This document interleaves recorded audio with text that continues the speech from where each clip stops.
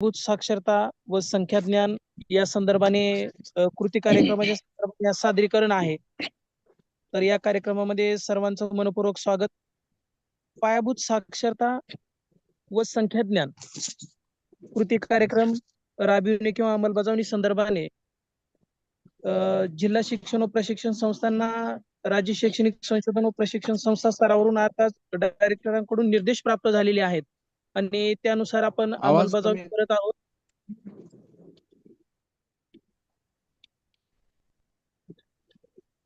Hello, बोला sir, बोला sir, आवाज येतोय, बोला. हो सर. तर जिल्हा शिक्षण व प्रशिक्षण संस्था मुरुड, जिल्हा लातूर यांच्याकडून भाषा विषयासंदर्भाने आज वेबिनार सत्राचे आयोजन होत आहे. हे पहिलेच वेबिनार सत्र आहे. या वेबिनार सत्रामध्ये श्री परमेश्वर शृंगारे सर हसत खेळत भाषा विकास या संदर्भाने सादरीकरण करणार आहेत. तर या कार्यक्रमाचे प्रस्तावित करण्यासाठी मी जिल्हा शिक्षण व प्रशिक्षण संस्थेचे ज्येष्ठ अधिव्याख्याता तथा विभाग प्रमुख डॉक्टर MB सलगर सर यांना आमंत्रित करतो, विनंती करतो की त्यांनी आजच्या कार्यक्रमाचे प्रस्तावित करावे.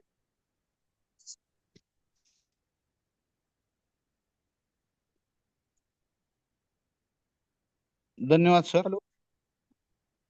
विकास सर, आवाज येते? येतोय येतोय सर. सर. आणि YouTube हा. लाईव्ह चालू झालेला आहे सर. हॅलो, आवाज सर. हो, येतोय सर, येतोय आवाज.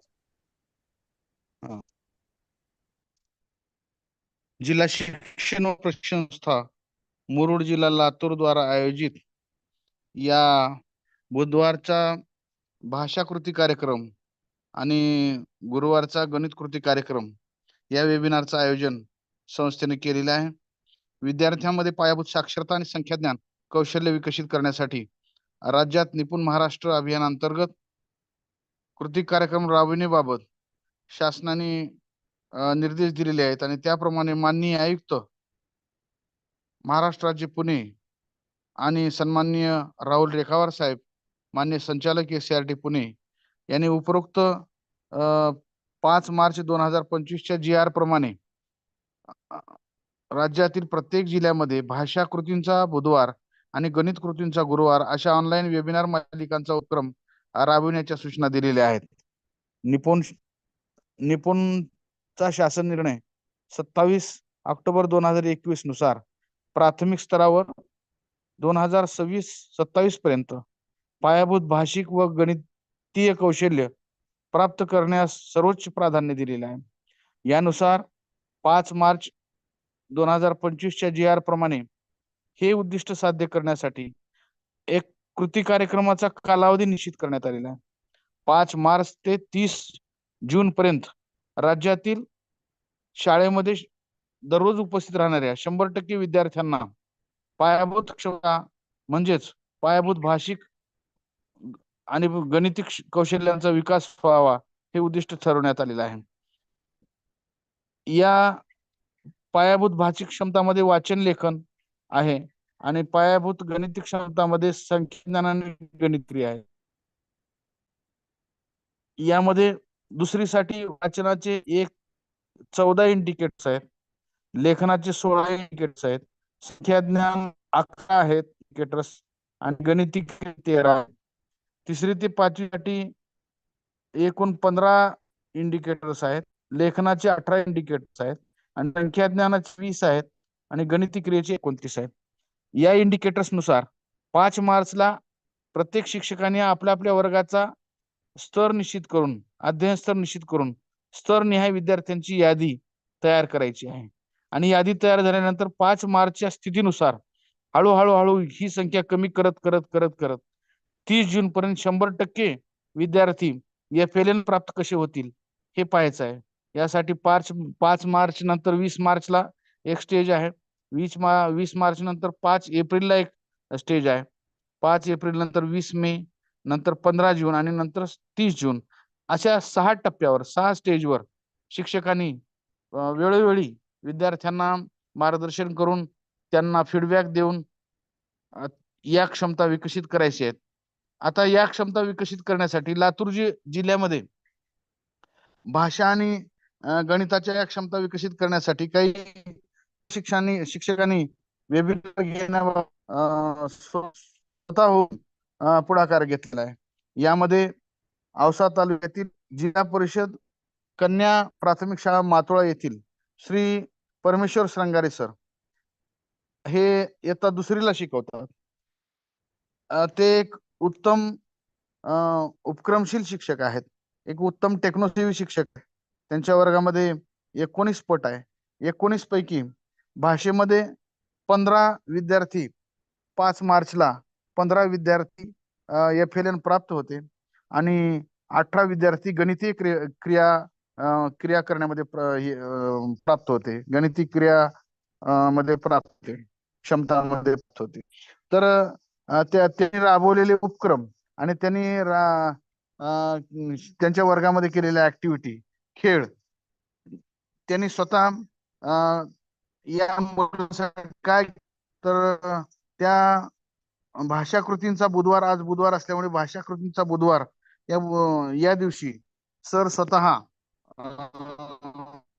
खेळाच्या विकास या शीर्षकाने आपण राबवलेल्या उपक्रमांचा जिल्ह्यातील सर्व शिक्षकांना, सर्व प्राथमिक शिक्षकांना, त्याचबरोबर राज्यातीलही काही हे वेबिनार ऐकणाऱ्या प्राथमिक शिक्षकांना यांचा नक्की फायदा होईल असं वाटतंय. हे वेबिनार यशस्वी होण्यासाठी श्रंगारे सरांना शुभेच्छा देतो. धन्यवाद. धन्यवाद साहेब. आज पायाभूत साक्षरता व संख्याज्ञान त्याच्या कृती कार्यक्रमाची अंमलबजावणी करण्यासंदर्भाने आपलं सत्र सुरुवात होत आहे आणि या सत्राला शुभेच्छा संदेश देण्यासाठी व मार्गदर्शन करण्यासाठी मी जिल्हा शिक्षण व प्रशिक्षण संस्थेच्या आदरणीय प्राचार्य डॉक्टर भागीरथी गिरी मॅडम यांना विनंती करतो की मॅडमनी सदर कार्यक्रमास शुभेच्छा संदेश द्यावा. गिरी मॅडम. सर्वांना नमस्कार. खरं तर लातूर जिल्ह्यामध्ये निपुण भारतच्या अभियानांतर्गत आज आपण कृती कार्यक्रमाची मालिका सुरू करत आहोत. तर त्या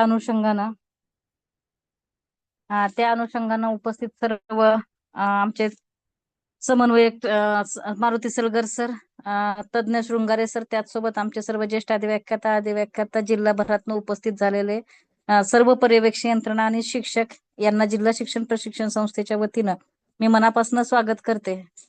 खरं तर आपण आज या मालिकेचं पहिलंच आपण पुष्प गुंफतोय आणि या पहिल्या पुष्पाच्या अनुषंगानं आपण हसत खेळत भाषा विकास कसा करायचा या अनुषंगानं आपण यावर चर्चा करताना खरंच आपल्या सर्वांनाच आनंद होण्यासारखी गोष्ट आहे. कारण आपण मागच्या 4-5 वर्षापासून पाहतोय आपण अध्ययन स्तराच्या अनुषंगानं काम करताना ज्यावेळी 27 ऑक्टोबर 2021चा GR निपुणचा GR निघाला आणि त्यामध्ये आपल्याला अध्ययन स्तर निश्चित करायला सांगितलं आणि आपण आपल्या लातूर जिल्ह्यामध्ये अध्ययन स्तर निश्चित पण केला. पण त्यावेळेस आपल्याला असं जाणवलं की आजही आपल्याकडे 60-65% हे अध्ययन स्तरामध्ये कमी आहेत आणि त्याच अनुषंगानं महाराष्ट्राचा अभ्यास केल्यानंतर शासनानं 5 मार्च 2025च्या GR आपल्या समोर आणला आणि त्या अनुषंगानं 3 महिन्याचं 30 जून पर्यंत आपल्याला जवळजवळ 75% मुलांना पायाभूत साक्षरता आणि संख्याज्ञान आलं पाहिजे या दृष्टीनं आपण VSK पोर्टलवर त्याची नोंद करण्यासाठी सुद्धा शासनानं सूचित केलेले आहे. तर त्याच अनुषंगानं आपण वेगवेगळ्या कृती उपक्रमांच्या अनुषंगानं आपण आपल्या जिल्ह्यातल्या प्रत्येक मूल हे पायाभूत साक्षरता आणि संख्याज्ञान पूर्ण करून ते आपल्या अध्ययन निष्पत्तीकडे वळावं या उद्देशानं शासनाच्या निर्देशानुसारच आपण ही वेबिनार मालिका सुरू केलेली आहे. त्याचं पहिलंच पुष्प शृंगारे सर आपल्यामध्ये गुंफत आहेत. खरं तर शृंगारे सरांचं आत्ताच सलगर सरांनी सांगितल्याप्रमाणे अतिशय काम सुंदर आहे. अशाच उपक्रमशील शिक्षकांना आपण आपल्या वेबिनार मध्ये समाविष्ट केलेला आहे. तर मला असं वाटतं की या वेबिनारचा सर्व पर्यवेक्षक यंत्रणा, सर्व शिक्षक बंधू भगिनींना लातूरच नाही तर लातूर जिल्ह्याच्या महाराष्ट्रामधल्या कानाकोपऱ्यापर्यंत ही मालिका जाणार आणि कानाकोपऱ्यातल्या शिक्षकांना या सगळ्या गोष्टींचा नक्कीच फायदा होणार आहे. आणि मला असं वाटते की आपण या अनुषंगाने विचार करताना या हसत खेळत भाषा विकास सरांनी कसा केला आहे ते आपण सर्वजण पाहूया. आपण आपले उपक्रम आणि त्यात या वेबिनारच्या माध्यमानं तयार केलेले किंवा वेबिनारच्या माध्यमानं शिक्षकांना राबविलेले उपक्रम या सगळ्यांचा उपयोग करून आपल्या लातूर जिल्ह्यामधलं प्रत्येक मूल हे पायाभूत साक्षरता आणि संख्याज्ञानमध्ये पूर्ण करून आपण ते पुढच्या स्तरावर जावं या उद्देशानं आपण सर्वजण प्रयत्नशील नक्कीच राहणार आहात. नक्कीच आपण सर्वजण या वेबिनारच्या अनुषंगानं उपस्थित आहात. नक्कीच याचा फायदा आपल्याला आणि आपल्या मुलांना नक्कीच होणार आहे. आणि याच अनुषंगानं आपल्या सर्वांना मी मनापासून या वेबिनार प्रसंगी शुभेच्छा देते. धन्यवाद. धन्यवाद मॅडम, आजच्या कार्यक्रमाला शुभेच्छा दिल्याबद्दल. आज आपण पायाभूत साक्षरता व संख्याज्ञान अंतर्गत कृती कार्यक्रम याचा आज पहिलं सत्र आणि ते पण मराठीचा आपण सुरुवात करत आहोत. आणि या कार्यक्रमासाठी कृती कार्यक्रमाच्या सादरीकरणासाठी जिल्हा परिषद प्राथमिक कन्या शाळा मातोळा तालुका औसा चे शिक्षक श्री परमेश्वर शृंगारे सर उपस्थित आहेत. मी त्यांना अशी विनंती करतो की त्यांनी राबवलेल्या कार्यक्रमासंदर्भाने सादरीकरण करावे. श्री शृंगारे सर. धन्यवाद सर. आवाज येतोय माझा? हो हो हो येतोय ना आवाज? हो. येतोय सर, बोला अच्छा. तुम्ही. हा ठीक आहे मॅडम. नॅशनल एज्युकेशन पॉलिसी राष्ट्रीय शैक्षणिक धोरण 2020 हे ज्या दिवशीपासून आपल्या भारतामध्ये लागू झालंय त्या दिवसापासून आपण पाहतोय की आपल्या भारतामध्ये शैक्षणिक वातावरणामध्ये फार मोठा बदल होताना दिसतोय आपल्याला. आणि त्याचाच एक भाग म्हणजे निपुण भारत. आणि याच निपुण भारत अंतर्गत एक सर्वोच्च प्राथमिकता असलेला विषय म्हणजे FLN आहे, फाउंडेशनल लिटरसी अँड न्यूमरसी, मूलभूत पायादान भाषा आणि संख्याज्ञान. याच्यावर आपण खूप मोठं काम करत आहोत सध्या. आणि याच अनुषंगानं आपल्या महाराष्ट्र शासनानं जो की निपुण महाराष्ट्र अभियान नावाचा एक 5 मार्च 2025 रोजीचा जो शासन निर्णय काढलेला आहे, तो शासन निर्णय एका दृष्टीनं आपल्या भारताच्या शासन निर्णयाच्या एक पाऊल पुढचा आहे असं म्हणायला हरकत नाही. याचं कारण सांगतो. आपला FLN ज्यावेळेस सुरू झाला त्यावेळेस FLN मध्ये आपल्याला मुदत दिली आहे 2026-27 पर्यंत आपल्याला 100% विद्यार्थी FLN पूर्ण करायचे आहेत. परंतु त्याला जो काही अजून अवधी कमी आहे आणि याच अवधी कमी असल्याच्या अगोदरच जर आपण याची पूर्वतयारी केली, आज आपण 75% यश गाठलं तर उद्या 100% गाठायला आपल्याला जास्त मेहनत लागणार नाही. परंतु ऐन वेळी जर 26-27 ला जर एखादा ऐन टायमाला GR आला आणि आपल्याला सांगितलं की आता आपल्याला 100% साक्षरता दाखवायचे आहेत किंवा FLN पूर्ण पाहिजेत, त्यावेळेस मात्र आपली भंभेरी उडल्याशिवाय राहणार नाही. त्याच्यामुळे महाराष्ट्र शासनानं हा जो शासन निर्णय काढलाय 5 मार्च 2025 चा, खरंच मी याचं कौतुक करतो की शासनानं निपुण महाराष्ट्र अभियान हे राबवलं आणि आपल्याला थोडीशी कुठेतरी एक संधी दिली. आणि दुसरी एक गोष्ट म्हणजे आपल्याला त्या दिशेकडची वाटचाल दिलेली आहे. आपल्याला एक सांगितलंय की ते आपल्याला त्या दिशेकडे जायचंय आणि त्या दृष्टिकोनातून आपल्याला हे निपुण महाराष्ट्र अभियान आपल्याला पूर्ण करायचं आहे. मी माझी स्क्रीन शेअर करतो. सर मला होस्ट करता का? गोरे सर.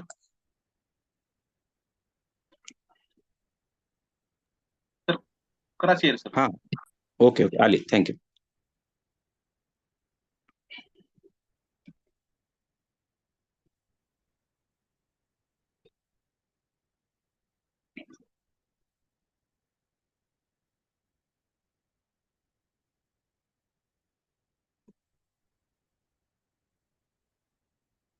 दिसते सर्वांना स्क्रीन?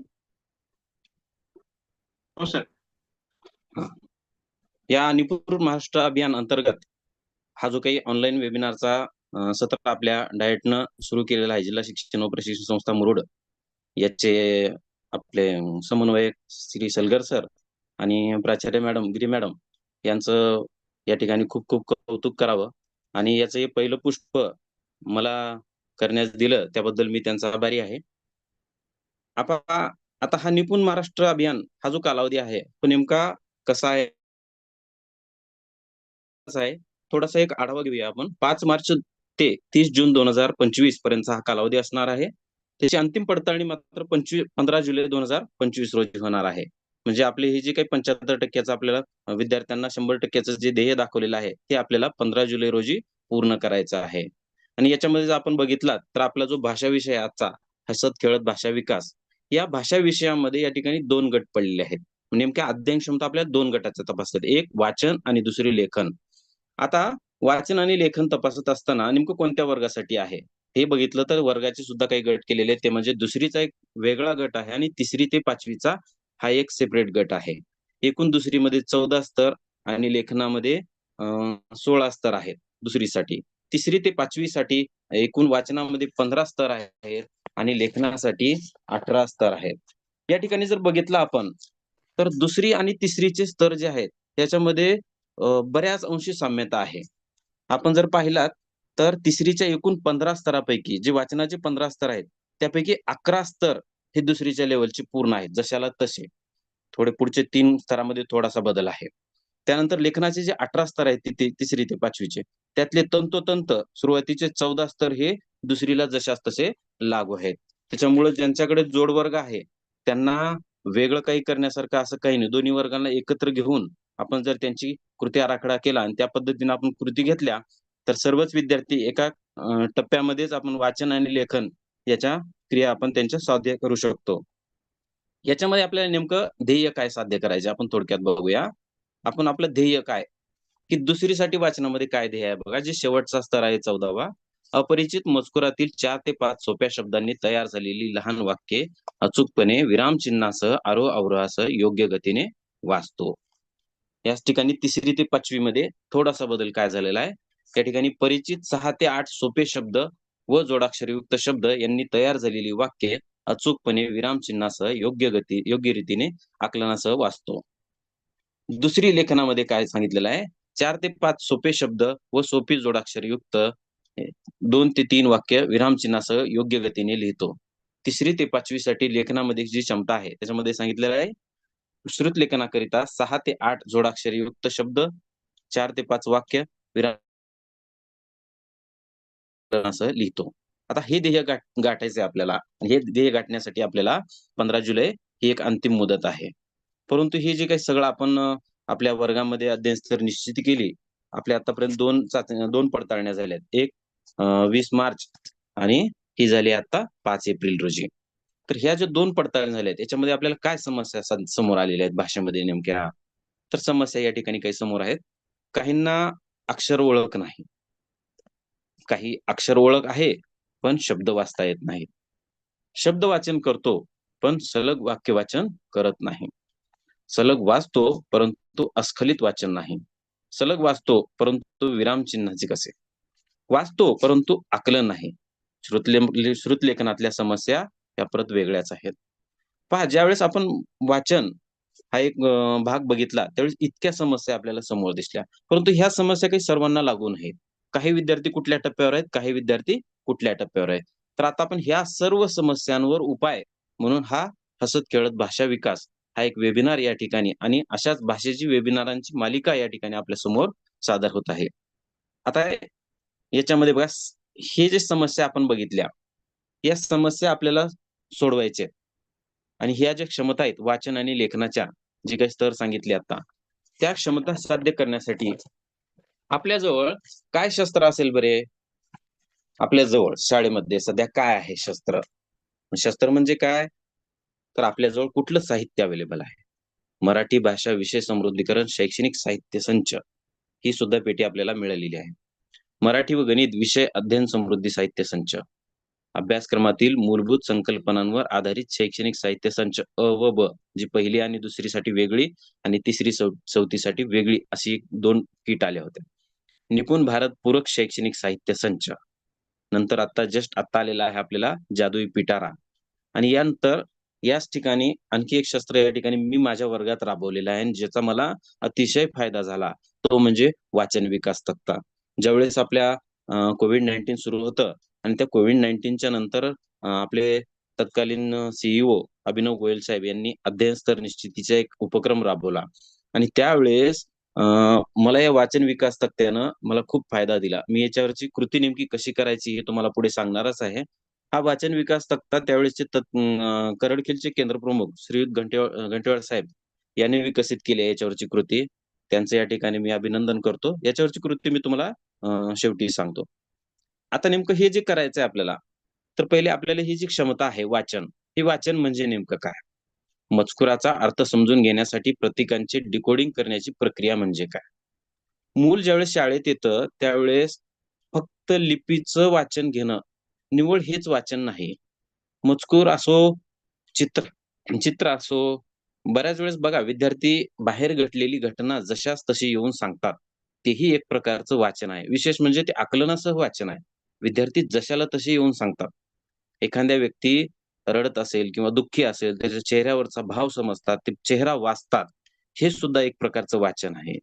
बाहेर झालेली घटना सांगणं, एखादं चित्रातलं प्रकरण सांगणं, एखादा चित्रपट पाहिला, त्या चित्रपटात घडलेला प्रसंग जशास तसा सांगणं, हे सुद्धा एक वाचनाची प्रक्रिया आहे. हां, आपण मात्र शाळेमध्ये आल्यानंतर लिपीचं वाचन म्हणजेच वाचन, ही एक गोष्ट आपण पाहतो. परंतु निव्वळ तीच एक वाचन नाही, तर हे सर्व वाचनाच्या प्रक्रिया आहेत. त्यात लिपीचं वाचन हे म्हणजे आपलं महत्त्वाचं वाचन आपण समजलं जातो. आता वाचन प्रक्रिया नेमकी घडते कशी?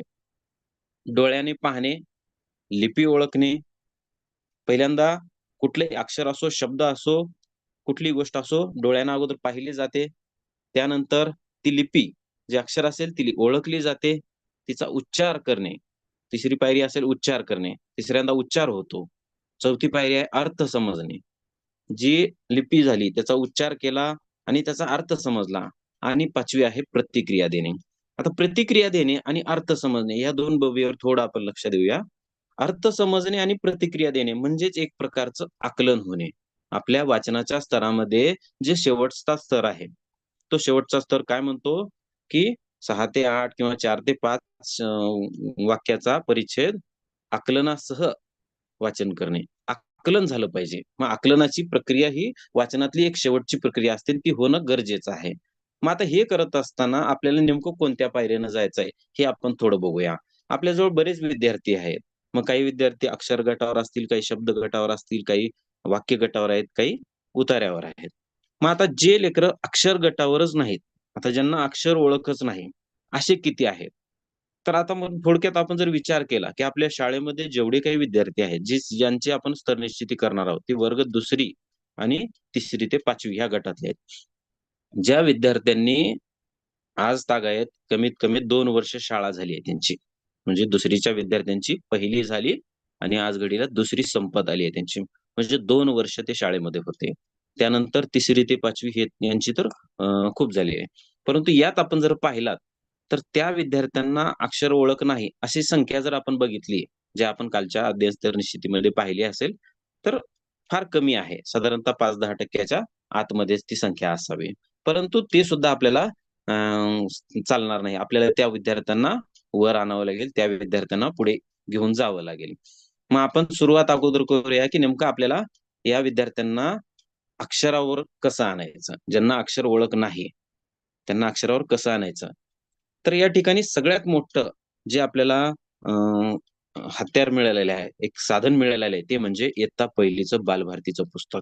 त्या बालभारतीच्या पुस्तकामध्ये खूप छान पद्धतीनं वाचनाच्या पद्धती शिकवलेल्या आहेत आणि अ, आपल्या जे शाळेमध्ये दिलेल्या पेट्या आहेत, साहित्य पेट्या, मराठी साहित्य संचाच्या, त्या पेट्या सुद्धा खूप उपयोगी येणार आहेत आपल्याला. मला या शाळेमध्ये माझ्या शाळेमध्ये त्यांचा खूप फायदा झाला. विशेष म्हणजे आपण बऱ्याच वेळेस पाहिलंय, की बालभारतीचं पुस्तक आणि आपली पूर्वापार पद्धत आपण ज्या पद्धतीने शिकलो. बघा वाचन शिकण्याच्या 1-2 पद्धती मला जसं कळालं त्या पद्धतीने सांगतो. एक अक्षरावरून शब्दाकडे जाणं आणि दुसरी शब्दाकडून अक्षराकडे जाणं. आता अक्षरावरून शब्दाकडे जाणं ह्या पद्धतीने आपण आजतागायत शिकत आलो, जी पूर्वापार आपण शिकलेली आहे. अगोदर आपल्याला बाराखडीच व्हायची, अक्षरच व्हायची आणि त्यानंतर आपण शब्दाकडे वळायचो आणि मग नंतर वाक्याकडे. परंतु आज ते पद्धत कुठेतरी लयास आलेली आहे. आता एक नवीन पद्धत ती म्हणजे जी असा ह्या 5-7 वर्षात झाला आली, ती म्हणजे शब्दाकडून अक्षराकडे जाणे. आता याच्यासाठी एक उदाहरण देतो तुम्हाला ते बघा पटतं का? समजा आपल्याला मानवी शरीर शिकवायचं आहे. तर मानवी शरीर शिकवत असताना आपण विद्यार्थ्यांना डायरेक्ट स्वादुपिंड, जठर, हृदय यांचे चित्र दाखवले आणि हे जठरायन तुझ्या अंगात असतं किंवा तुझ्या शरीरात असतं. हे स्वादुपिंड आहे, हे या ठिकाणी असतं, हे जर सांगत बसलो तर हे आपल्याला विद्यार्थ्यांना मग ह्याच्यावरून शरीराचा अंदाज लावणं हे कुठंतरी पटत नाही. ज्यावेळेस आपण बॉडी पार्ट शिकवतो त्यावेळेस सुरुवातीला बघा पहिली दुसरीच्या पुस्तकांमध्ये आपल्याला अगोदर पूर्ण एक शरीर दिसतं. हात, पाय, पोट, पाठ, छाती, डोके, डोळे हे सगळे अवयव बाहेरून दिसणारे, जे बाहेरून दिसणारे ते दिसतात. जसं-जसं वय वाढत जातं, तसं-तसं शरीराच्या आत लपलंय काय, अशा पद्धतीचे पाठ येतात आणि मग आतल्या अवयवांचा, अंतरेंद्रियांचा आपण अभ्यास करतो. त्याच पद्धतीने इथं ज्यावेळेस आपल्याला शब्द शिकवायचा आहे किंवा अक्षर शिकवायचं मग आपण अक्षराकडे न जाण्यापेक्षा आपण त्याला जर शब्द घेतला, मूळ बॉडी जर पकडली, तर त्या शब्दात लपलेलं अक्षर शोधणं हे विद्यार्थ्यांना फार सोपं जातं आणि ही एक शास्त्रशुद्ध पद्धत आहे. म्हणून आज ती आपल्या बालभारतीच्या पुस्तकामध्ये आलेली आहे आणि आपल्या ज्या भाषा विषयाच्या सर्व जे पेट्या आहेत, त्या पेट्यांमध्ये सुद्धा हीच पद्धत अवलंबिलेली आहे आणि त्याला सुद्धा एक शास्त्रीय आधार आहे. आता बघूया या ठिकाणी आपल्या विद्यार्थ्यांना समजा आता आपल्याला क शिकवायचा आहे. पण आपल्याला लेकरांना, मुलांना हे सांगायचं नाही, मी तुला क शिकवणार आहे म्हणून. आपल्याला त्यांना नाही सांगायचं. परंतु ज्यावेळेस आपल्याला त्याला क शिकवायचं आहे, त्यावेळेस आपण त्याला काय करणार? आपण त्या क संबंधित वेगवेगळी नावं, ही नावं कुठली असतील? त्याच्या परिसरातली, त्याच्या घरातली, त्याच्या वस्तूंची, त्याच्या आजूबाजूची, त्यांनी जे कानावर पडले त्याच्या, असे काही क पासूनचे नाव ते विद्यार्थी आपल्याला सांगतील. आपण मग त्या विद्यार्थ्याकडून ते नाव घ्यायचंय आणि फळ्यावर लिहायचंय. तत्पूर्वी या ठिकाणी जे दिसतंय त्या ठिकाणी बघा, या ठिकाणी आपण काय चित्र आहेत, त्या चित्रांची नावं सांगायची विद्यार्थ्यांनी. पहिलं चित्र काय? कमळ, कारले, कुत्रा, कावळा, कोंबडी, कलश हे चित्र दाखवली. दुसऱ्यांदा आपण काय करणार आहे की चित्र आणि त्याचा अक्षर म्हणजे शब्द हे एकत्र असणार आहे. म्हणजे हे काय आहे? कमळ आहे आणि कमळाचं बघा खाली कसं लिहिलेलं आहे, कमळ असं लिहिलेलं आहे. त्या विद्यार्थ्यांना ते वाचता येणार नाही, परंतु त्याला त्या लिपीवरून, त्याच्या चिन्हावरून काहीतरी लक्षात येईल की हा हे याचा आहे. कारले, कुत्रा हे प्रत्येक शब्दाच्या खाली, शब्द कार्डाच्या खाली, चित्र कार्डाच्या खाली शब्द लिहिलेला आहे. हे ज्यावेळेस विद्यार्थ्याला लक्षात येईल, त्यावेळेस हळू-हळू याचा ज्यावेळेस सराव होईल, अगोदर चित्रांचा सराव झाला, दुसरा काय चित्र आणि शब्दाचा सराव झाला. हे झाल्याच्या नंतर विद्यार्थ्यांना नंतर ज्यावेळेस चित्र वेगळे दाखवले जातील आणि शब्द वेगळे दाखवले जातील, त्यावेळेस विद्यार्थी हे शब्द आणि चित्र यांच्यात जोड्या लावतील. लावतील की नाही? तर नक्की लावतील. हा अनुभव प्रत्यक्ष वर्गातला आहे. आता ही झाली चित्र आणि शब्द पद्धत. याच्यामध्येच आपल्या बालभारतीमध्ये हे जे अक्षर गट दिलेले आहेत बघा, या ठिकाणी अक्षर गट पहिला आहे. क, म, ल, आ आणि आचं स्वरचिन्ह. हे अक्षर गट या ठिकाणी पहिला अक्षर गट आहे आणि त्या अक्षर गटातला आपण क सुरुवातीला घेत आहोत. परंतु हे घेत असताना हे जे अक्षर गट आहेत, हे अक्षर गट हाच का निवडला? तुम्ही भाषा पेटी जर काढली, तर त्या भाषा पेटीमध्ये दुसरा एक अक्षर गट वेगळा सापडतो. म, घ, र, ब हा एक वेगळा अक्षर गट सापडतो. मग अक्षर गट वेगवेगळे आहेत. अक्षर गट कोणता निवडावा? ह्याला काही मर्यादा नाहीत किंवा ह्याला काही अटी नाहीत. अक्षर गट आपण कुठलाही निवडू शकतो. परंतु त्या अक्षरापासून तयार होणारे शब्द हे विद्यार्थ्यांच्या परिचयाचे असले पाहिजेत. म्हणून तो अक्षर गट आपण निवडला पाहिजे. या ठिकाणी आपल्या बालभारतीच्या पुस्तकामध्ये क, म, ल, आ आणि स्वरचिन्ह आचं हा अक्षर गट पहिल्यांदा निवडलेला आहे. कारण यातले काही शब्द, यातले बरेचसे म्हणजे जवळपास सर्वच शब्द विद्यार्थ्यांच्या परिचयाचे आहेत. परिचयाचे म्हणण्यापेक्षा ऐकलेले आहेत काही. आता कमळ काही पाहिलेला नाही, परंतु ऐकलेला आहे. बरेच विद्यार्थ्यांनी तो ऐकलेला असतो आणि त्या पद्धतीचे हे शब्द आहेत. आता या ठिकाणी विद्यार्थी जोड्या लावतील आणि जोड्या लावल्यानंतर विद्यार्थ्यांना क म्हणजे कमळ अशा पद्धतीने विद्यार्थ्याची ही जोडी लावल्यानंतर त्याला लक्षात येईल. मग हे लावल्याच्या नंतर मग आपल्याला पुन्हा काय करायचं आहे? परत एकदा आणखी तो क आपल्याला लिहायचा आहे. या प्रत्येकात सारखा असणारा अक्षर कोणता आहे? तर बघा प्रत्येकात सारखा असलेला अक्षर क आहे. मग हा आपण क आता फळ्यावर लिहिणार आहोत मोठ्या अक्षरात. क लिहिल्यानंतर आता विद्यार्थ्यांना वेगवेगळे आपण क चे शब्द विचारू. मग ते आता लिहिलेले असतील किंवा पूर्वीचे किंवा इतर नावं त्यांची. कुणाचं कमल असेल नाव, कुणाचं कांताराव असेल, काकडी, कपाळ, झोका, सकाळ, कळी, मका. आता हे शब्द लिहिल्याच्या नंतर विद्यार्थ्यांकडून आपण वधवून घेणार आहोत. प्रत्येकाचा एक शब्द असेल तो फळ्यावर असेल. विद्यार्थ्यांना काय या ठिकाणी एक अभिमान वाटेल, की बाबा मी सांगितलेला शब्द सरांनी किंवा मॅडमनी फळ्यावर लिहिला आहे. आणि त्यामुळे विद्यार्थ्यांना तो लक्षात येईल, की हा शब्द माझा आहे. मी कपाळ सांगितला होता, तो माझा शब्द आहे. मी काकडी सांगितला होता, तो माझा शब्द आहे. हे ज्यावेळेस विद्यार्थ्यांना लक्षात येईल त्यावेळेस आपण त्यातले क अशा पद्धतीने गोल करून घेऊया. क कुठं कुठं आहे अशा पद्धतीने क गोल केल्याच्या नंतर त्या विद्यार्थ्यांना आपण सांगू की आता हा आहे क, याला क म्हणायचं. मग ह्याला अजून दृढीकरण करण्यासाठी आपल्याला काय करता येईल? याला दृढीकरण करण्यासाठी वर्गात कुठे कुठे क आहे तो दाखवणे. दुसरी गोष्ट, आपण काही पेपरची कात्रणं जर घेतली वर्तमानपत्रांची आणि प्रत्येक विद्यार्थ्यांना थोडा थोडा दिला तर त्या पानावर कुठे कुठे क आहे त्याला गोल करायला लावणं. एवढा सगळा अट्टहास केल्यानंतर तो विद्यार्थी क विसरेल का? हो, तर अजिबात विसरणार नाही. त्याला तो क पूर्णतः डोक्यात फिट बसेल. या ठिकाणी हे जे अक्षरगट दिलेला आहे, हा अक्षरगट देण्यामागचा पुस्तकामध्ये हेतू आणि त्याच्या मागचं शास्त्र आपण लक्षात घेणं पाहिजे. या ठिकाणी क कपाचा क काढणे, अर्धगोल काढा, पुन्हा उभी रेष मारा, पुन्हा अर्धगोल काढा, ही जी पद्धत होणी किंवा आपण जे अक्षरांचे अवयव शिकवत होतो पूर्वी आपण, ती पद्धत आता फारशी उपयोगी येणार नाही. त्याच्यापेक्षा ही पद्धत जास्त उपयोगी येतील. ही पद्धत विद्यार्थ्यांना अतिशय आनंददायी होईल. तो आपण सर्वांनी या पहिलीच्या पुस्तकाप्रमाणे ज्यांनी ज्यांनी गतवर्षी पहिलीच्या वर्ग होता त्यांनी या पद्धतीने जर घेतला असेल तर त्यांना निश्चितच याचा रिझल्ट दिसला असेल. यानंतर क चं लेखन. मग क चं लेखन कसं करतात, की सुरुवातीला कोणत्या बाजूने लिहायचं, पुन्हा या ठिकाणी खालच्या बाजूला बाण सुद्धा दिलेले आहेत बघा.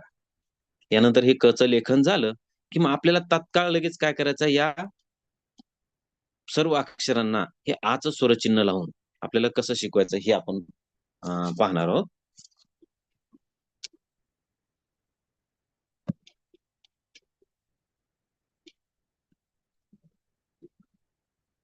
हा दिसतोय?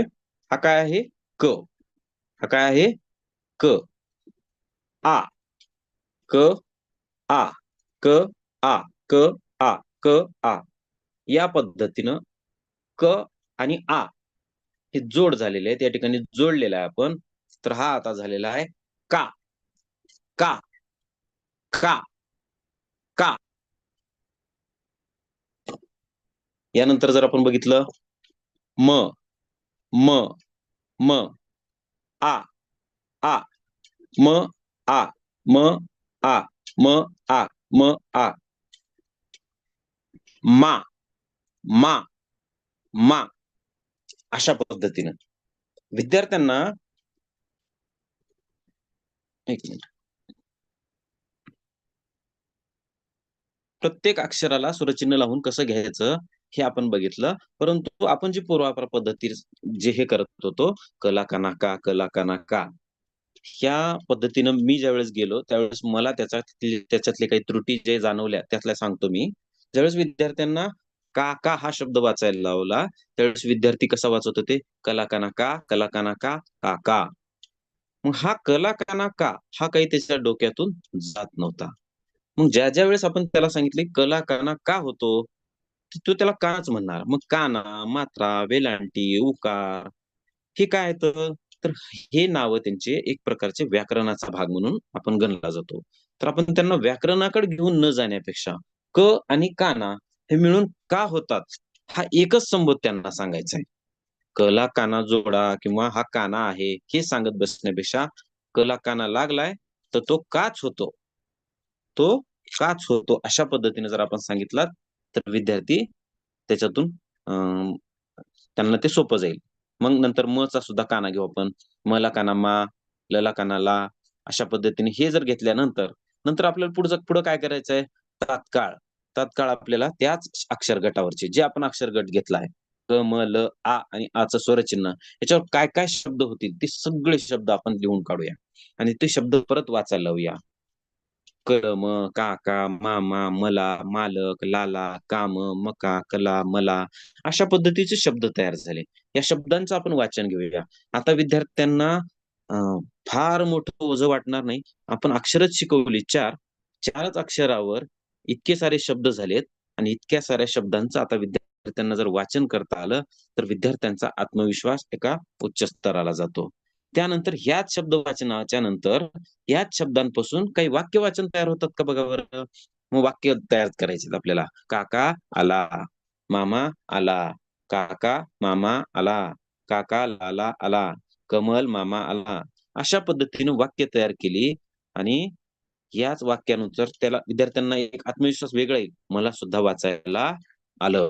आता विद्यार्थी स्वतःला वाटेल की मी आता मागे नाही, मला सुद्धा पुस्तक वाचायला येतंय, मला सुद्धा वाक्य वाचायला येतात. हे वाचन झालं. आता या ठिकाणी बघितलात, इथं माझे थोडे विरामचिन्ह राहिले विसरले. तर आपण हे सुद्धा लक्षात आणू शकतो की जे आपल्याला विरामचिन्हासह वाचन आहे, त्या विरामचिन्हासह वाचन याच ठिकाणी आपल्याला घ्यायचं आहे. काका आला, येथे पूर्णविराम. आपण या ठिकाणी पूर्णविराम देऊया.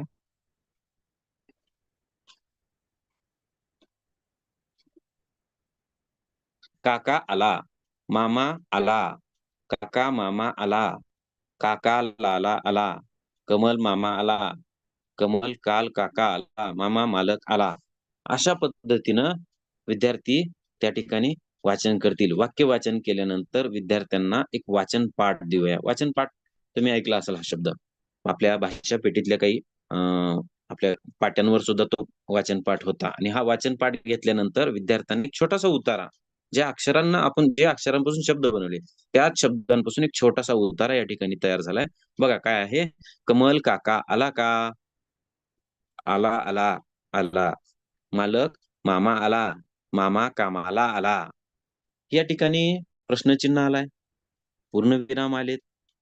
हे प्रश्नचिन्ह आणि पूर्णविराम यांचं वाचन याच ठिकाणी जर झालं तर विद्यार्थ्यांना जो काही पुढचा शेवटचा अध्ययनस्तर आहे ज्याच्यामध्ये विरामचिन्हासह वाचन हा एक पुढचा मुद्दा आहे, तो याच ठिकाणी आपला स्पष्ट होऊन जाईल. कोणता? जे प्रत्येक अक्षरगट झाल्यानंतर आपण जर अशा पद्धतीचे लगेच त्याचे विरामचिन्ह, लगेच त्याचा प्रश्नचिन्ह यांचे वाक्य तयार करून आपण जर विद्यार्थ्यांना वाचायला दिले तर विद्यार्थ्यांना पुन्हा ते अडचणीचे जाणार नाहीत.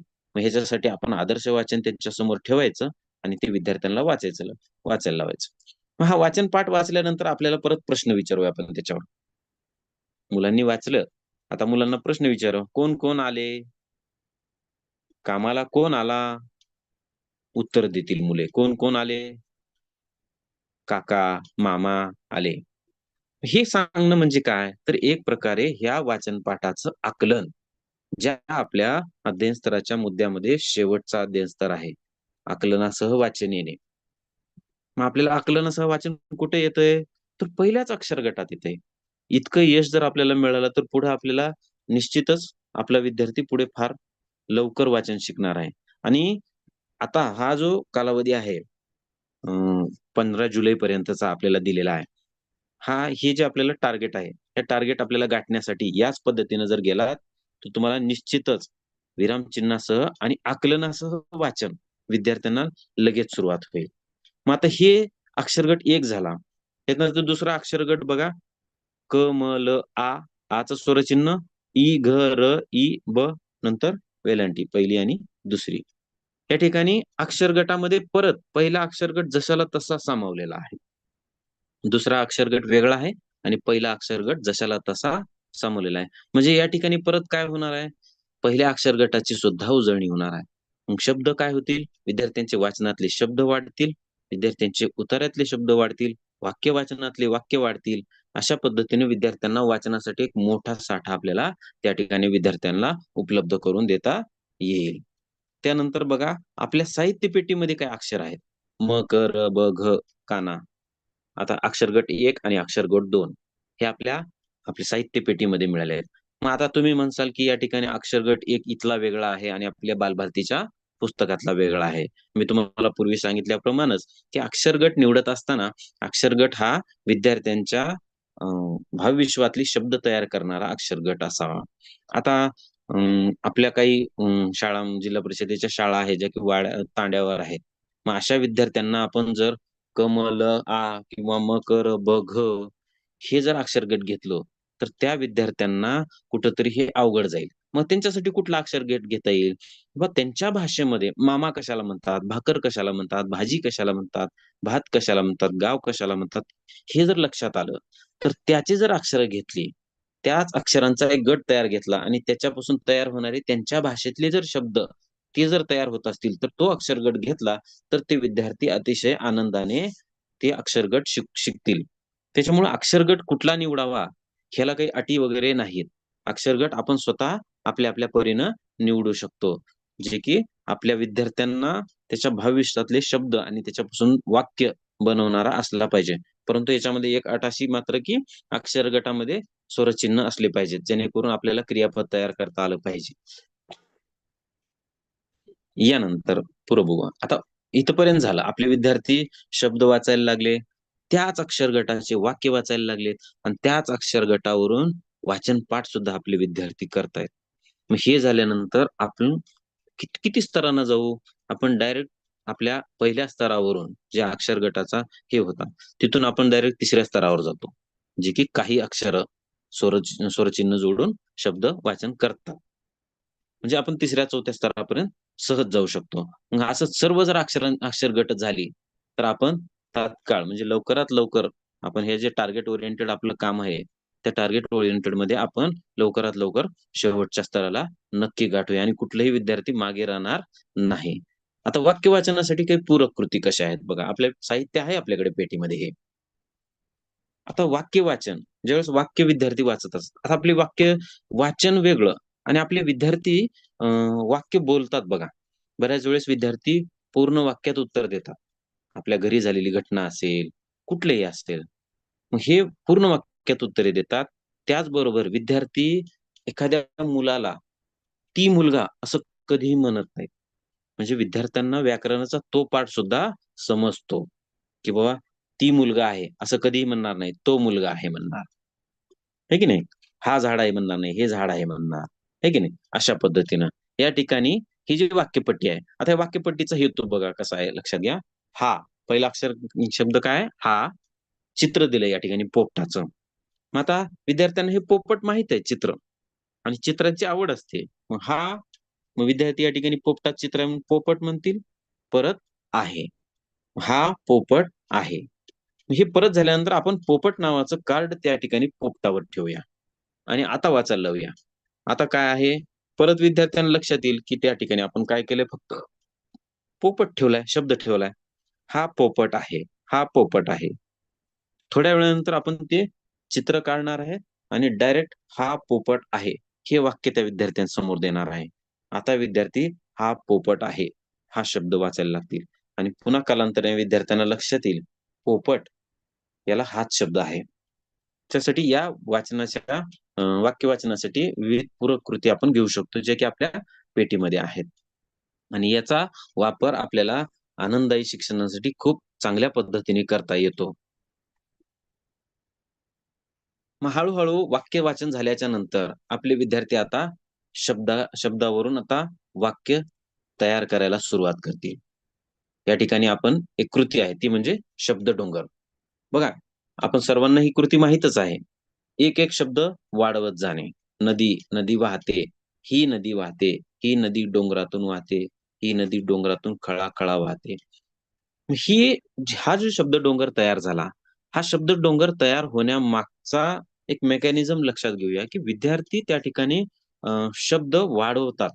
पण वाढवत असताना त्याचं कुठंतरी ताळमेळ बसतोय, अशा पद्धतीनंच विद्यार्थी वाढवतात. नदी, नदी वाहते. मग आता या ठिकाणी ही नदी वाहते.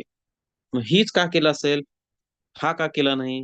कारण नदी ही स्त्रीलिंगी आहे. मग ही नदी वाहते. ही नदी डोंगरातून वाहते. काही विद्यार्थी शेतातून म्हणतील, हरकत नाही. काही विद्यार्थी रस्त्यावरून म्हणतील. आपण त्यांना सांगू, "बुवा रस्त्यावरून वाहते का?" नाही. मग त्याच्याही लक्षात येईल किंवा रस्त्यावरून वाहत नाही. जंगलातून म्हणतील किंवा डोंगरातून म्हणतील, "ही नदी डोंगरातून वाहते. ही नदी डोंगरातून खळाखळा वाहते." मग या ठिकाणी आपण विद्यार्थ्यांना त्याच्या परिचयाचे 1-2 शब्द द्यायचे आणि मग त्यांना त्यांचा एक शब्द डोंगर बनवायला लावायचा आहे आणि विद्यार्थी ही कृती अतिशय आनंदाने करतील. याच्यामुळं काय होणार आहे? विद्यार्थ्यांचा शब्दसाठा अमाप वाढणार आहे. विद्यार्थी अतिशय चांगल्या पद्धतीनं वाक्य तयार करायला शिकतील. वाक्य तयार केल्यानंतर त्यांच्यानंतर पूर्णविराम द्यायलाही शिकतील आणि त्यांना एक नवनिर्मितीचा आनंद या ठिकाणी या शब्द डोंगर उपक्रमामधून विद्यार्थ्यांना मिळणार आहे.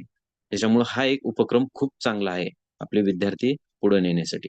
आता या ठिकाणी बघा वाचन पाटी आपल्या या निपुणची जी पेटी आलेली आहे त्या पेटीमध्ये सुद्धा आपल्याला वाचन पाटी दिलेली आहे या पद्धतीनं. मग तिथं चित्र कार्ड आहेत, ती अंगठी छान आहे, अशा पद्धतीने विद्यार्थी हा वाचन पाटी.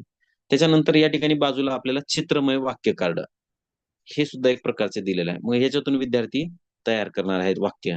काय दिसतंय बघा, कोंबडी दिसते आणि इथं अंडे दिसतंय. मग काय म्हणणार आहेत विद्यार्थी, कोंबडी आपल्याला अंडी देते.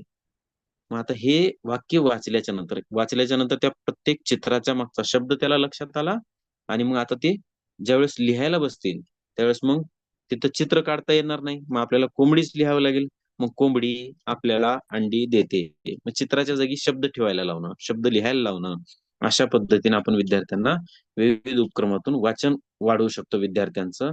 आणि अशा पद्धतीने विद्यार्थी वाचन लेवलला नेऊ शकतो. बघा, आता जी एक मोठी समस्या आपण यामध्ये पाहिली की आपण बरेच विद्यार्थी आपले शब्द स्तरावर आहेत, काही विद्यार्थी वाक्य स्तरावर आहेत.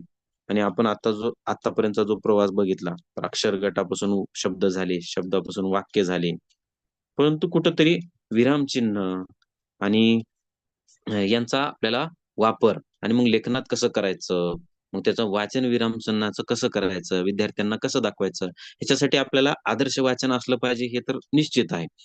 परंतु एखादं वाक्य पाठामध्ये आहे आणि ते वाक्य मोठं आहे, मग त्या मोठ्या वाक्यांना वारंवार वाचण्यापेक्षा आपण काय करूया, मी माझ्या वर्गामध्ये घेतलेला या ठिकाणचा प्रयोग सांगतो.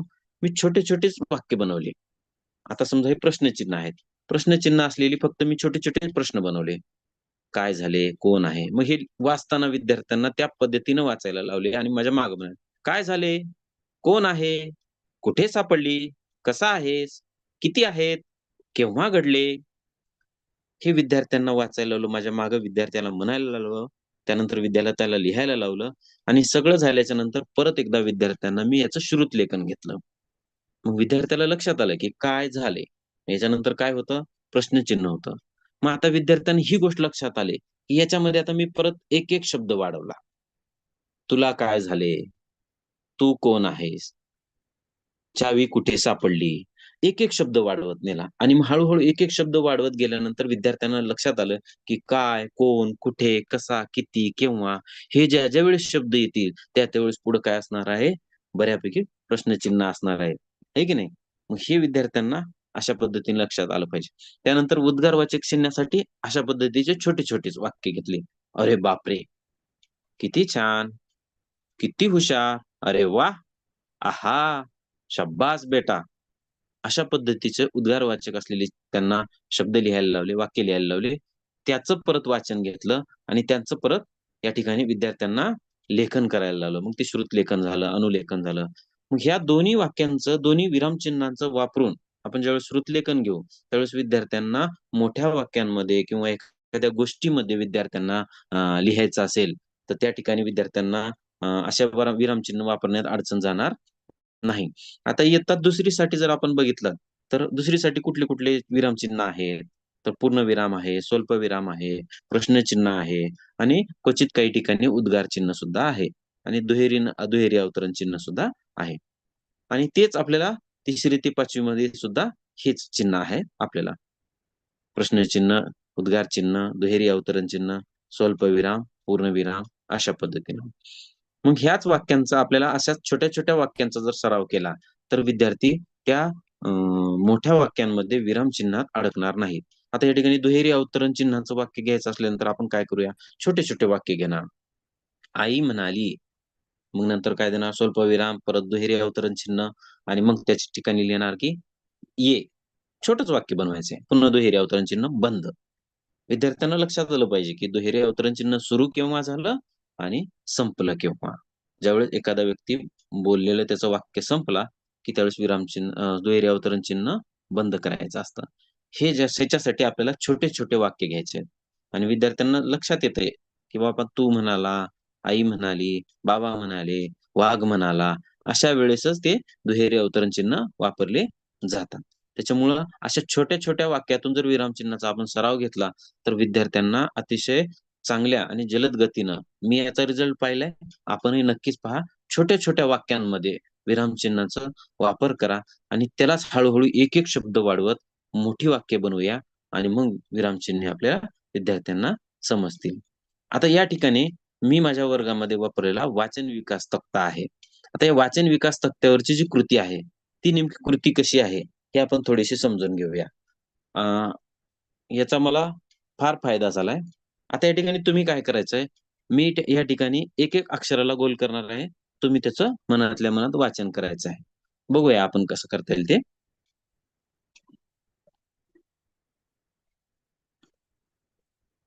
हा काय आहे, मी क ला गोल केलं. याचा अर्थ तुम्ही काय म्हणणार, हा क आहे. ठीक आहे. आता आपण एक एक अक्षराला स्वरचिन्ह लावून बघूया. आणि विशेष म्हणजे या कृतीमध्ये दाखवत असताना आपण मी माझ्या वर्गामध्ये अशा पद्धतीनं एक मिनिट तुम्हाला दाखवतो. अशा पद्धतीने विद्यार्थी बॅनर आहे, त्या बॅनरवर विद्यार्थी अशा पद्धतीने काठीने दाखवतात आणि एक विद्यार्थी तो काय शब्द झाला तो या ठिकाणी लिहितोय. आता नेमकं कसं क्रिया घडते हे तुम्हाला या ठिकाणी लक्षात येईल.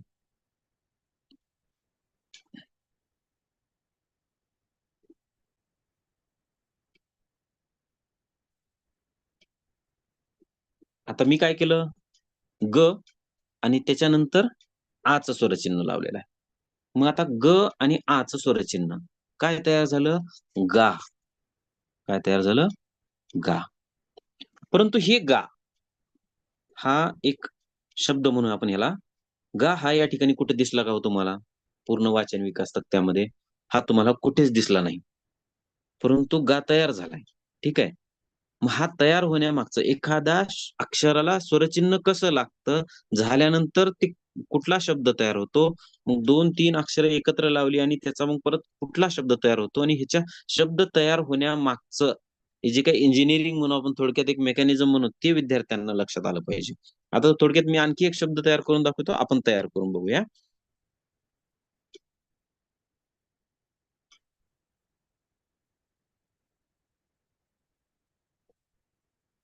प घेतलंय मी, हे लक्षात ठेवत चला. नंतर र, नंतर वेलांटी. काय तयार झाला शब्द, परी. विद्यार्थी वाचले. विद्यार्थ्यांना ज्यावेळेस मी सुरुवातीला दाखवलं, विद्यार्थ्यांना मी काय केलं, अगोदर अक्षर वाचून घेतली. प्रत्येक अक्षराला एक एक स्वरचिन्ह लावून वाचता आले का पाहिलं. प्रत्येक विद्यार्थी अक्षराला स्वरचिन्ह लावून वाचू लागले. प ला काना लावला, पा म्हणले. प ला उकार लावला, पू म्हणले. आणि ही क्रमानं, ज्या क्रमानं मी काठी टेकवणार आहे त्या क्रमानं आपण विद्यार्थ्यांनी वाचायचं. मग आता या ठिकाणी शब्द काय झाला, अगोदर मी दाखवलं प, मग तर र, नंतर दुसरी वेलांटी. काय शब्द तयार झालाय, परी शब्द तयार झालाय. आता हा परी शब्द या ठिकाणी कुठं दिसला का तुम्हाला? कुठेच नाही. हे सर्व तर काय अक्षर आहेत. परी शब्द तयार झाला. विद्यार्थ्यांनी परी शब्द वाचला. मग ज्या विद्यार्थ्यांनी परी शब्द वाचला त्या विद्यार्थ्याला सांगितलं, चल तुझ्या वहीत परी लिहून दाखव. तर त्या विद्यार्थ्यांनी परी शब्द लिहिला. मग परी शब्द लिहिताना विद्यार्थ्यांनी काय विचार केला असेल, थिंकिंग काय झाली असेल, त्याची थिंकिंग प्रोसेस कशी चालली. तर माझी काठी ज्या पद्धतीने टेकली, पहिलं मी काय केलं, प केलं, विद्यार्थ्यांनी प लिहिलं. नंतर र आणि मग तर र ला वेलांटी दिली, परी. अशा पद्धतीनं परी शब्द विद्यार्थ्यांनी लिहिला. मग इथं एक प्रकारचे काय झालंय, श्रुतलेखन झालं. आणि विशेष म्हणजे आपण ज्याच्या पद्धतीने एक एक अक्षर दाखवणार आहोत, एक एक चिन्ह दाखवणार आहोत, त्या पद्धतीने न लिहिता एकदाच सर्व चिन्ह पाहायचं आणि मग एकदाच लिहायचं. चला आपण एकदा सर्वांनी परत एकदा शब्द बनवूया.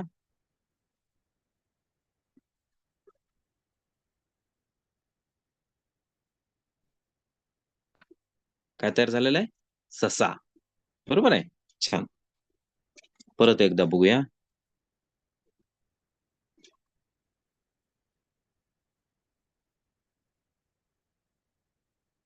क्रम लक्षात ठेवा. चला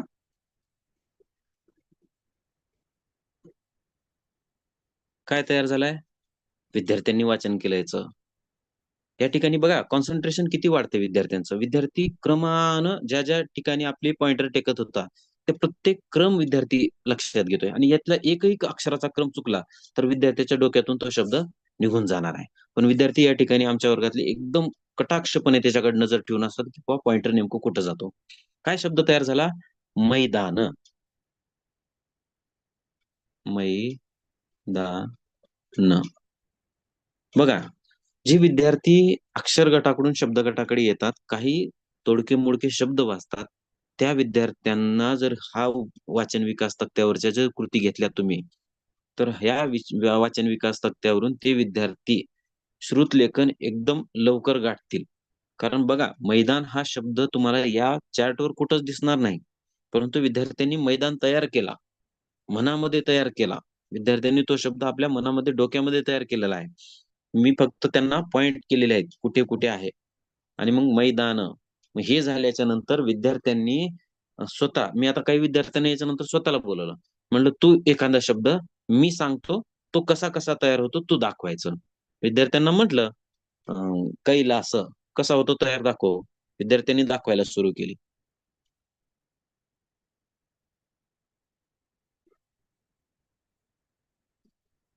विद्यार्थ्यांनी दाखवलं, मी शब्द सांगितला, विद्यार्थ्यांनी दाखवलं, म्हणजे विद्यार्थ्यांना लक्षात आलं की कैलास कसा लिहायचा. ज्यावेळेस क लिहायचा आहे, नंतर 2 मात्रे द्यायचे आहेत, नंतर ल लिहायचा आहे, त्याला काना द्यायचा आहे, आणि स, कैलास शब्द लिहायचा आहे. या ठिकाणी विद्यार्थ्यांना जर ही कृती लक्षात आली तर विद्यार्थ्यांना श्रुतलेखन काय अवघड आहे हो? काहीच अवघड जाणार नाही. बरं, याही पुढे जाऊन मी या वाचन विकास तक्त्यामध्ये जोड शब्दाची या ठिकाणी ऍडिशन केलेलं आहे. आता जोड शब्दाचं ऍडिशन केल्यानंतर बघा कसं होते. फार छान गंमत होते तयार. ज्या वेळेस खालचे अक्षर जे आहेत, खालचे अक्षर अर्धे आहेत, अर्धे आपण ज्याला अर्धे अक्षर म्हणू, जे की आपण जोड अक्षरयुक्त शब्द तयार होईल.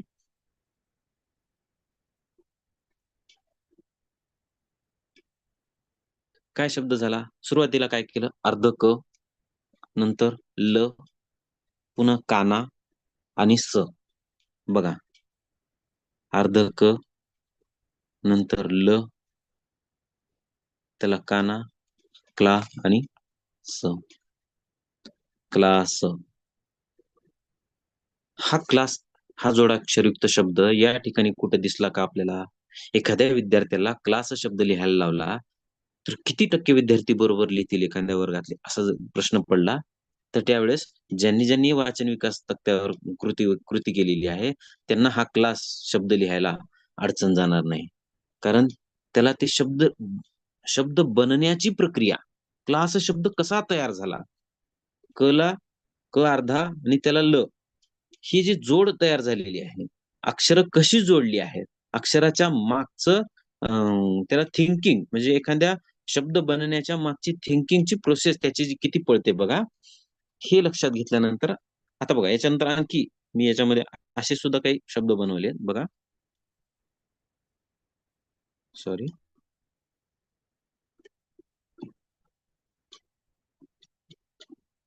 हा घ्यायचा आहे.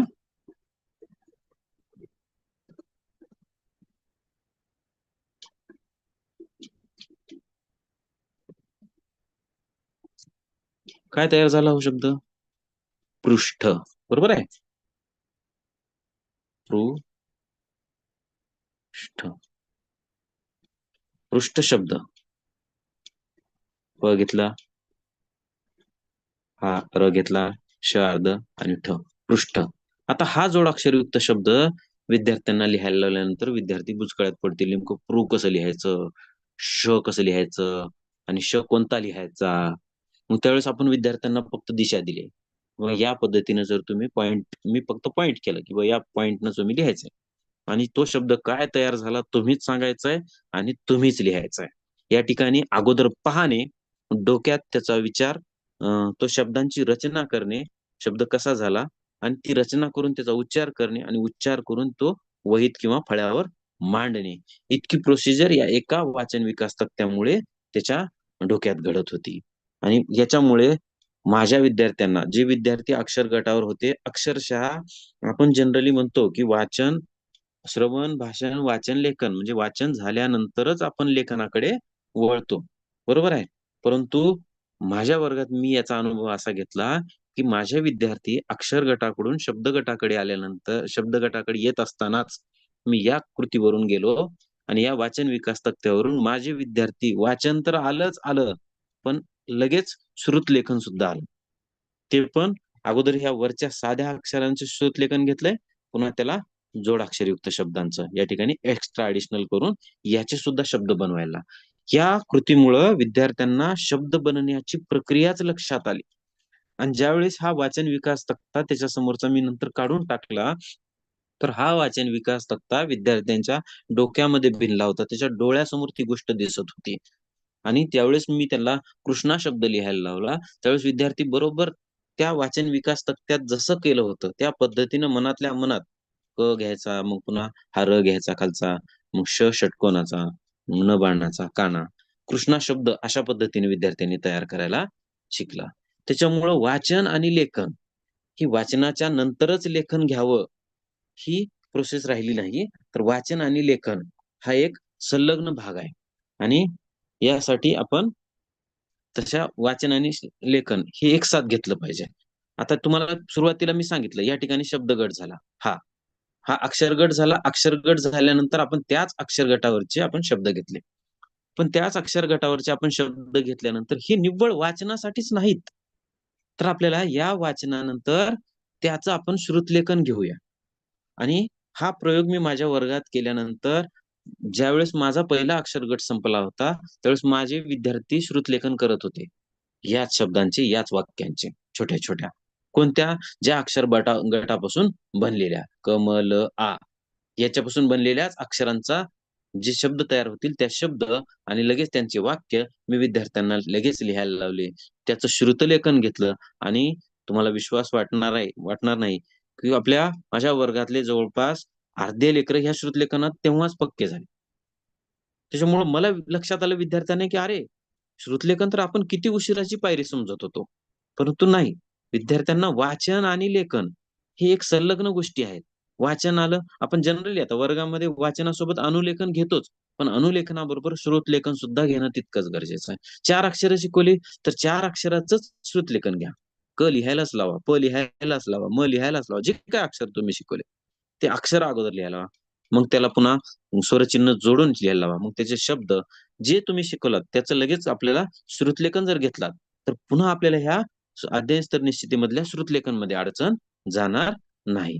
त्याच्यामुळे निश्चितच मला या वाचन विकास तक्त्याचा फायदा झाला आणि त्याचबरोबर माझा जो पहिलीचं पाठ्यपुस्तक आहे, त्या पाठ्यपुस्तकात दिलेल्या कृतीप्रमाणे ज्यावेळेस मी गेलो, त्याचा मला खूप बेनिफिट झाला. त्याच्यामुळं माझ्या विद्यार्थ्यांना मला एक दिशा मिळाली आणि माझे विद्यार्थी त्या पद्धतीनं वाचायला शिकले. आणि आता या वाचन विकास तक्त्यातून बघा काय-काय फायदे झाले मला. अक्षर वाचनावर असलेली मुले शब्द वाचनावर आली. अक्षर वाचनावरची डायरेक्ट शब्द वाचनावर आली. केवळ वाचनच नाही, तर श्रुत लेखनही पक्क झालं. मुलांचा मनातला आत्मविश्वास वाढला. मुलांना वाचन आनंदही वाटू लागली. शब्दरचना त्याच्या मागची शब्दरचना. आता या ठिकाणी अक्षर गटावरची मुलगी होती, तर अक्षर गटावरची मुलगी या पद्धतीनं शब्द लिहू लागली. आता हिला आणखी काही दिवसांना आम्ही जोडाक्षरयुक्त शब्दांचा सराव देऊ. त्यानंतर ऑटोमॅटिक ती विद्यार्थी जोडाक्षरयुक्त शब्द याच वाचन विकास तक्त्यावरून विद्यार्थी करू लागतील. आता जे आपण आरोह-अवरोहाचं वाचन किंवा आपण आकलनयुक्त वाचन आपण असं म्हटलं, जे आपण पूर्वीच्या ह्याच्यामध्ये म्हणलेलं आहे. तर मी अक्षरगट झाल्यानंतरच त्या वाचनांचा सराव घेतला आणि तुम्हाला त्या पद्धतीने छोट्या-छोट्या विरामचिन्हाचं सांगितलं, नंतर वाक्य वाचन सांगितलं आणि त्याच्याच पद्धतीनं आपल्याला आरोह-अवरोह जर घ्यायचा असेल, आता काही विद्यार्थी त्या लेव्हलला नाहीत, मान्य आहे, की आपण प्रत्येक वेळेस अक्षर गटाच्याच विद्यार्थ्यांना वाचन घ्यायचं का? तर नाही, आता आज आपले विद्यार्थी 4थी 5वी ह्या वर्गामध्ये आहेत आणि त्या वर्गातील विद्यार्थ्यांना आरोह-अवरोहाचं वाचन घ्यायचं असेल, तर आपल्याला आदर्श प्रकट वाचन करावे लागेल. जोपर्यंत आपलं पाठाचं असो, वाक्याचा असो, उतार्याचा असो, आदर्श प्रकट वाचन होणार नाही, तोपर्यंत आपल्या विद्यार्थ्यांना आरोह-अवरोहाचं वाचन कसं करावं, हे विद्यार्थ्यांना लक्षात येणार नाही. ह्याच बरोबर आपणही करायचंय, आपल्याबरोबर काही तंत्रज्ञानाचा वापरही आपण करूया. आज YouTubeला असेल किंवा वेगवेगळ्या गोष्टी आहेत बघा. आता समजा एखादा सिंह आणि उंदीरची गोष्ट असेल, आपण ती गोष्ट ऐकली, ती गोष्ट तंतोतंत लिहून काढूया. लिहिल्याच्या नंतर जशी गोष्टीत सांगितलं जातं, त्याच पद्धतीने आपण त्याला ती गोष्ट वाचायला लावूया. तंत्रज्ञानाचा वापर करून आपण खूप छान पद्धतीने विद्यार्थ्यांचा विकास करू शकतो. त्यानंतर विविध मनोरंजनात्मक गोष्टींचं श्रवण, जे आता सांगितलं ते. आणि सगळ्यात चांगला ह्याच्यामध्ये आणखी वाचनामध्ये सहाध्यायीचं वाचन, जे आपण कालच्या प्रशिक्षणामध्ये शिकलोय, की सहाध्यायीला जर आपण घेतलं, काही मुलांचा गट केला, एक-एक विद्यार्थ्यांना त्याला एक जोडून विद्यार्थी दिलाय, तर त्याच्यातून वाचनाचा सुद्धा खूप छान पद्धतीने विकास होतो. आणि माझ्या वर्गामध्ये मी जवळपास 5 गट केले. त्या 5 गटामध्ये 2-2 हुशार, 3-3 हुशार मुले, एखादा कच्चा मुलगा असला, त्यावेळेस त्या कच्च्या मुलाला बाहेर काढण्याचं काम ह्या 3 हुशार मुलांनी केलेलं आहे. आणि मला ते खूप चांगला वाटलं की सहाध्यायी वाचनातून त्या विद्यार्थ्यांचा विकास झाला, जे विद्यार्थी आपल्या बाकीच्या विद्यार्थ्यांना त्यांना कुठेतरी वाटत होतं की बाबा त्यांना वाचायला येतं आणि मला वाचायला येत नाही. त्यावेळेस मग त्या आपल्या मैत्रिणीने सांगितलेलं ते विद्यार्थी लवकर लक्षात ठेवायचे आणि त्याच्यामुळं सहाध्यायी वाचन ही एक अतिशय सुंदर आणि अतिशय फायदेशीर अशा पद्धतीची आपल्याला पद्धत आहे. या ठिकाणी आपण पाठीमागे एक प्रशिक्षण घेतलं होतं बघा, अध्ययन प्रक्रियेचे व्यवस्थापन, आठवत असेल. त्या प्रशिक्षणामध्ये आपण बघितलं की विद्यार्थ्यांना आपले हे जे मागे आहेत विद्यार्थी कच्चे आहेत. मग आता तुम्ही म्हणाल की आम्हाला वेळ कुठे आहे? फक्त 15 जुलैपर्यंतचाच वेळ आहे आपल्याला आणि ह्या 15 जुलैपर्यंत आपण नेमकं काय-काय करायचं? त्यात तर आणखी सुट्ट्या, उन्हाळा वगैरे, वगैरे जे काय असेल आपल्या अडचणी.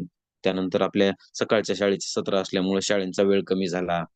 मग हे केल्यानंतर आता आपल्या शिक्षकांना वेळेची अडचण चालली आहे. मग ह्याच्यासाठी आपल्याला वेळेचं व्यवस्थापन ह्याच्यासाठी आपल्याला 6 पायऱ्या दिलेल्या आहेत बघा शासनाने. त्याच्यामध्ये सांगितलेलं आहे की पहिली पायरी आहे विद्यार्थ्यांना स्वतः शिकण्यास प्रेरित करणे. मान्य आहे आपण शिकवतच आहोत, परंतु विद्यार्थ्यांना स्वतःला शिकण्यासाठी प्रेरित करणं आणि हे जर जेव्हा होईल, त्यावेळेस आपल्याला आपला वेळ खूप वाचेल. आपण त्याला मागे लागण्यापेक्षा तो ज्यावेळेस स्वतःहून शिकण्यास प्रेरित होऊन जवळ येईल, त्यावेळेस तो फार लवकर पुढे जाईल. त्यानंतर विद्यार्थ्यांना शिकण्यास आव्हान देणे. विद्यार्थ्यांना आव्हान दिलं पाहिजेत आपण आणि आव्हानाचे रिझल्ट फार चांगले येतात. आता माझ्या वर्गामध्ये एक मुलगी होती, जिचं शब्द गटापर्यंत होती. चं आणि ही अक्षर तिला वाचायला अडचण जात होती. मग एक वेळेस काय केलं, की तिलाच मी त्या मॉनिटर बनवला आणि तिला सांगितलं, की "तू काय करायचं, यातला शब्द वाचायचा आणि तू बाकीच्या मुलांना श्रुतलेखन करायला लावायचं. म्हणजे बाकीची मुलं वहीत लिहिणार." तिचा आत्मविश्वास इतका मोठा वाढला, की बाबा मी शब्द सांगणार आणि बाकीचे लिहिणार. त्याच्यामुळे ती विद्यार्थी तात्काळ म्हणजे साधारणतः 30 मिनिटात त्या विद्यार्थीने ते सगळे शब्दाचे श्रुतलेखन स्वतः तर वाचली, स्वतः लिहिली आणि विद्यार्थ्यांना सांगितली, विद्यार्थ्यांनी लिहिले. म्हणजे तिचा कुठेतरी आत्मविश्वास खूप छान वाढला. तिला एक आव्हान दिलं, की तुला हे करायचं आहे आणि तू जर हे लक्षात घेतलीस, तर तुला विद्यार्थ्यांना सांगण्यासाठी किंवा मॉनिटर बनवण्यासाठी तुला मॉनिटर बनवेल. त्यावेळेस विद्यार्थ्यांनी त्या मुलीनं स्वतः शिकलं आणि स्वतः शिकून ते विद्यार्थी मॉनिटर झाले. त्यानंतर अध्ययन, अनुभव, उपक्रम, कृती ही एक तिसरी पायरी सांगितली. आपल्याला विद्यार्थ्यांना अध्ययन अनुभव द्यायचे आहेत, वेगवेगळे उपक्रम घ्यायचे आहेत, कृती घ्यायच्या आहेत, ज्याच्या माध्यमातून विद्यार्थी शिकू शकेल. विद्यार्थ्यांच्या जिज्ञासू वृत्तीचा सन्मान करणे. विद्यार्थी जिज्ञासू असतात. मग त्यांची वृत्ती आहे. आपण त्यांना दाबलं नाही पाहिजे. तर विद्यार्थ्यांची जी काही वृत्ती आहे, त्याचा आपण सन्मान केलेला आहे. ठीक आहे, त्याची अडचण असेल किंवा तो वेगळा विचार करत असेल, हरकत नाही. तर त्याच्या वेगळ्या विचाराला सुद्धा आपण स्वीकारायचा आहे. विद्यार्थ्यांच्या शिकण्यात तंत्रज्ञानाचा वापर, जे आपण आता पाहिलं.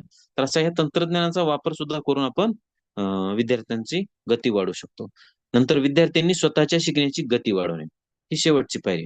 आता स्वतःच्या शिकण्याची गती जे आपण मागच्या ह्याच्यामध्ये बघितलं, की वेळ कसा लागेल? निमपट. हे की नाही? वेळ निमपट लागेल या पद्धतीने आपण विद्यार्थ्याला शिकवलं पाहिजे आणि आपल्याला हे गती वाढवायचंच आता वेळ आलेली आहे आपल्यावर, की विद्यार्थ्यांची स्वतःची जर गती आपण वाढवलं शिकण्याची, तर आपल्याला 15 जुलै ही काही अडचण जाणार नाही. त्याच्यामुळे विद्यार्थ्यांची गती वाढवणं हे आपल्याला फार महत्वाचं आहे. परंतु याचबरोबर आपण जर बघितलात, की आपण हे जे काही उपक्रम बघितले, आता हे वाचन विकास तक्ता असेल किंवा इतर. मग आता आपण कुठले-कुठले आता माझ्या वर्गामध्ये मी शब्द वाचनावरून वाक्य वाचनावर गेले आणि त्यांच्यासाठी मी काय-काय उपक्रम राबवले हे 2-3 सांगतो आणि मग तुम्हाला लक्षात येईल. त्याच्यामध्ये सांगितलं, की आपण शब्द एक, रूपे अनेक अशा पद्धतीचा एक उपक्रम घेतला, ज्याच्यामध्ये एक शब्द आहे समजा पाऊस. तर पावसामुळे काय-काय रूपं तयार होतील. मग पावसामुळे, पावसात, पावसाला, पावसामध्ये अशा पद्धतीचे आपण शब्द बनवायला सांगितले त्या विद्यार्थ्याला आणि विद्यार्थ्यांना असे एक शब्द दिले. त्याचे 5-5, 6-6 वेगवेगळी रूपं त्या विद्यार्थ्यांनी तयार केली आणि असा एक साठा तयार झाला आणि ज्या साठ्यामधून विद्यार्थ्यांचा शब्दसंपत्ती खूप मोठ्या प्रमाणावर वाढली. ह्याच्यामुळे विद्यार्थ्यांना वाचनामध्ये सुद्धा अडचण जात नव्हती. यानंतर एका वाक्यावरून अनेक प्रश्न. समजा विद्यार्थ्यांना आपण एखादा छोटंसं वाक्य दिलं, तर त्या वाक्यावरून विद्यार्थ्यांना प्रश्न तयार करायला लावायचे वेगवेगळे, छोटे-छोटे. मग ते छोटे एखादं वाक्य दिलं त्या वाक्यातून मग पुन्हा प्रश्न तयार केल्यानंतर विद्यार्थ्यांनी पुन्हा त्याच्यातूनच उत्तर जसं आता आपण वर्गामध्ये करतो, की एक पाठ दिला विद्यार्थ्यांना त्या पाठावर किती प्रश्न काढता येतील तेवढे काढू शकतो आपण, आहे की नाही? तर ते सुद्धा घेतल्यानंतर विद्यार्थ्यांना खूप छान पद्धतीनं वाचन विकास होतो. त्याच्यानंतर शब्दात लपलेले शब्द, एखादा मोठा शब्द आहे समजा अहमदनगर आहे, त्याच्यात लपलेले शब्द काय काय आहेत तर ते सुद्धा आपण हे केले, आपण ते शोधायला लावणे, याच्यातून सुद्धा आपण वाचन विकास करू शकतो. त्याच्यामुळं आपल्याला हे जे टार्गेट ओरिएंटेड काम आहे हे आपल्याला आता लवकरच करणं गरजेचं आहे.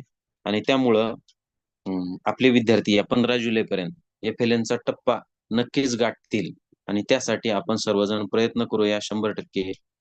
ही ही हे करतो. आणि आजचा वेबिनार मधून तुम्हाला प्रत्येकांना काहीतरी वेगळं शिकायला मिळालं असेल अशी एक आशा करतो. आणि निश्चितच याचा आपल्या वर्गामध्ये फायदा होईल अशी एक अपेक्षा करतो. मीही तुमच्यासारखाच एक साधारण शिक्षक आहे, त्यामुळे माझी काही चुका झाल्या असतील त्याबद्दल मी क्षमस्व. या ठिकाणी डाएटचे प्राचार्य गिरे मॅडम, सलगर सर यांचे आभार मानतो की त्यांनी मला या ठिकाणी हे पहिलं पुष्पविन्यास मला सहकार्य केलं. आणि ठीक आहे, Gore sir, over to you sir. धन्यवाद. गोरे सर. सर बोला सर, परमिशन. हा ठीक आहे सर. हॅलो. झालं सर, झालं. ठीक आहे.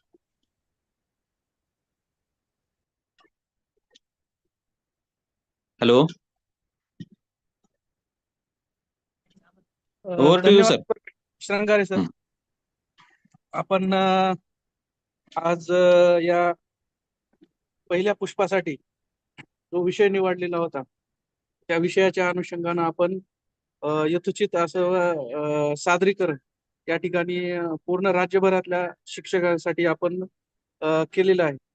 नक्कीच या सादरीकरणाच्या माध्यमातून राज्यभरातील शिक्षक बांधव या आपण जे काही उपक्रम आपल्या शाळेवरती राबवत आहात त्याचा नक्कीच फायदा ते आपल्या दैनंदिन अध्ययन अध्यापनाच्या क्रियेमध्ये करून घेतील अशी शाश्वती या ठिकाणी देतो. आणि आजच्या कार्यक्रमाला जिल्हा शिक्षण व प्रशिक्षण संस्थेच्या प्राचार्या सन्माननीय डॉक्टर भागीरथी गिरी मॅडम, त्याचबरोबर सन्माननीय वरिष्ठ अधिव्याख्याता डॉक्टर मारुती सलगर साहेब, त्याचबरोबर अधिव्याख्याता श्री घनश्याम पोळ सर, आणि त्याचबरोबर तांत्रिक सहाय्य करण्यासाठी जे पूर्ण या युट्यूब लाईव्हचे प्रक्षेपण असेल, झूमचं बैठकीचे अरेंजमेंट असेल, यासाठी तांत्रिक सहाय्य केलेले आमचे विकास चव्हाण सर असतील या, आणि त्याचबरोबर सादरीकरण केलेले आपण श्रंगारे सर, या सर्वांचं जिल्हा शिक्षण व प्रशिक्षण संस्थेच्या वतीनं आभार व्यक्त करतो. आणि आजचं पहिलं पुष्प या ठिकाणी संपन्न झालं असं जाहीर करतो. धन्यवाद. धन्यवाद सर. धन्यवाद सर.